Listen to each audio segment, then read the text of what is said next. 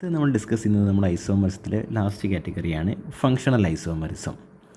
Functional isomerism എന്ന് പറഞ്ഞാൽ നേരത്തെ പഠിച്ച സ്ട്രക്ചറൽ ഐസോമറിസം അല്ലെങ്കിൽ പൊസിഷൻ ഐസോമറിസം, ഇത് രണ്ടിൽ നിന്നും കുറച്ച് വ്യത്യസ്തതയുണ്ട്. സ്ട്രക്ചറൽ ഐസോമറിസത്തിലാണെങ്കിൽ അവിടെ കാർബണും ഹൈഡ്രജനും മാത്രമേ വരുന്നുള്ളൂ. പൊസിഷൻ ഐസോമറിസം ആകുമ്പോൾ കാർബണും ഹൈഡ്രജനും ഏതെങ്കിലും ഒരു ഫങ്ഷണൽ ഗ്രൂപ്പ് കൂടി വരും. ഇവിടുത്തെ കേസിലായാലും ഇതേപോലെ തന്നെയാണ്, ഒരു കാർബണും ഹൈഡ്രജനും ഫങ്ഷൻ ഗ്രൂപ്പ് തന്നെ വരുന്നുണ്ട്. പൊസിഷനുമായി കമ്പയർ ചെയ്യുമ്പം പൊസിഷൻ ഐസോമറിസത്തിൻ്റെ മുകളിൽ സെയിം ഫങ്ഷൻ ഗ്രൂപ്പായിരുന്നു വന്നത്. OH ആണെങ്കിൽ OH തന്നെ വരും. ആ OHൻ്റെ സ്ഥാനമാണ് മാറിക്കൊണ്ടിരിക്കുന്നത്. ഇവിടെ ഫങ്ഷണൽ ഐസോമറിസം എന്ന പേര് പോലെ തന്നെ ഫങ്ഷണൽ ഗ്രൂപ്പ്, അതായത് വ്യത്യസ്ത ഫങ്ഷണൽ ഗ്രൂപ്പുകളായിരിക്കും ഇവിടെ വരുന്നത്. സെയിം ഫങ്ഷൻ ഗ്രൂപ്പ് അല്ല, ഒരേ ഫങ്ഷൻ ഗ്രൂപ്പ് അല്ല ഉണ്ടാവുക, വ്യത്യസ്ത ഫങ്ഷൻ ഗ്രൂപ്പാണ്. അത് തന്നെ പഠിക്കാനുള്ള ട്രിക്ക് എന്ന് പറഞ്ഞാൽ, നിങ്ങൾ പഠിക്കാനുള്ള മെയിൻലി CO ആണ് ഫങ്ഷൻ ഗ്രൂപ്പ് എങ്കിൽ അതിൻ്റെ പേരായിട്ട് വരിക എപ്പോഴും CHO ആയിരിക്കും. OH ഹൈഡ്രോക്സി ഗ്രൂപ്പാണ് വരുന്നതെങ്കിൽ അതിൻ്റെ പേര് എപ്പോഴും വരിക ആൽക്കോക്സി O ഗ്രൂപ്പ് ആയിരിക്കും വരിക. ജസ്റ്റ് ഒന്നൊരു ഓർത്ത് വെക്കാൻ വേണ്ടി ഒരു ഷോർട്ട് കട്ടായിട്ട് പറഞ്ഞെന്ന് മാത്രമേ ഉള്ളൂ. അത് കമ്പയർ ചെയ്യണമെന്നില്ല, കൺസിഡർ ചെയ്യണമെന്നില്ല. നമുക്ക് എന്ത് ചെയ്യാണ്, ഈ ഒരു എക്സാമ്പിൾ മൂവ് ചെയ്യാം. മെത്ത് എത്ത്, ഇത് എത്തനോളാണ്. ഈ ഒരു കോമ്പൗണ്ട് ആണെങ്കിൽ മെത്ത് എത്ത്. എത്തോക്സ്, ഇത് മീതോക്സി മീഥേനാണ്. ഈ രണ്ട് കോമ്പൗണ്ട് നമുക്ക് ഇവിടെ കിട്ടുന്നത്. ഈ കോമ്പൗണ്ടിൻ്റെ മോളിക്കുലർ ഫോർമുല ഫൈൻഡ് ഔട്ട് ചെയ്യാം. ഇവിടെ കാർബൺ 1, 2, ഇവിടെ 2 കാർബൺ ആണ്. ഇപ്പോൾ C2.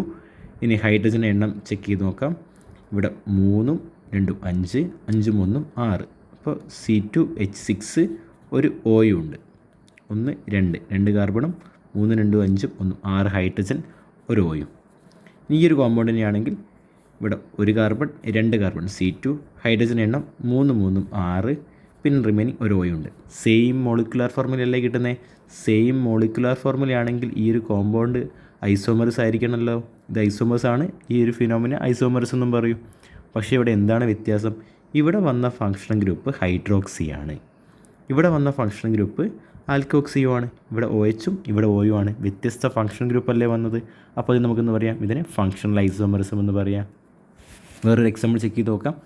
ഈ ഒരു കോമ്പൗണ്ട് ആൽഡിഹൈഡും കീറ്റോ ഗ്രൂപ്പ്സും വരുന്ന എക്സാമ്പിളാണ്. ഇതിൻ്റെ മോളിക്കുലർ ഫോർമുല ഫൈൻഡ് ഔട്ട് ചെയ്യാം. 1 കാർബൺ 2 കാർബൺ 3 കാർബൺ C3, ഹൈഡ്രജൻ്റെ എണ്ണം 3, 2, 5, 5, 3, 6 C3H6, പിന്നെ ഒരു OU റിമൈനിങ് ഉള്ള. ഇവിടെ 1, 2, 3 കാർബൺ C3, ഹൈഡ്രജൻ എണ്ണം 3, 3, 6 C3H6, പിന്നെ റിമൈനിങ് ഒരു OU.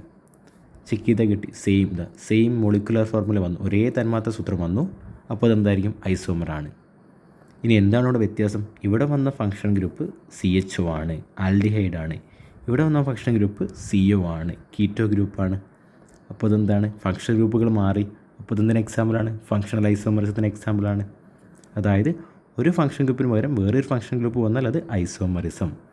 സെയിം ഫങ്ഷൻ ഗ്രൂപ്പാണ് വരുന്നതെങ്കിൽ ഇതാ CH3 CH2 CH2OH, CH3 CH3OH. ഇവിടെ സെയിം ഫങ്ഷൻ ഗ്രൂപ്പാണ്, അതിൻ്റെ സ്ഥാനമാണ് മാറുന്നതെങ്കിൽ അത് പൊസിഷൻ. അതല്ല വ്യത്യസ്ത ഫങ്ഷൻ ഗ്രൂപ്പാണ് വരുന്നതെങ്കിൽ അത് ഫങ്ഷണൽ ഐസോമറിസം. ഇതാണ് ടോപ്പിക്സ്.